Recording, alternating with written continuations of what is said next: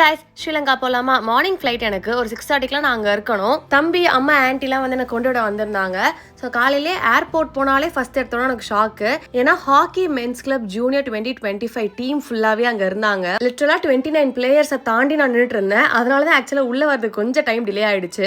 நீங்கள் ஹாக்கி பார்ப்பீங்களா அப்படின்றத சொல்லுங்க. இல்லை உங்களோட ஃபேவரட் ஸ்போர்ட்ஸ் என்ன அப்படின்றத கமெண்ட்ஸ்ல சொல்லுங்க.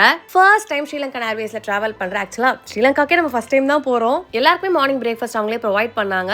இது ஒரு வெஜ் ரோல். ஆக்சுவலா ரொம்பவே டீசென்டான டேஸ்ட்ல தான் இருந்துச்சு. எனக்கு பிடிச்சிருந்தது.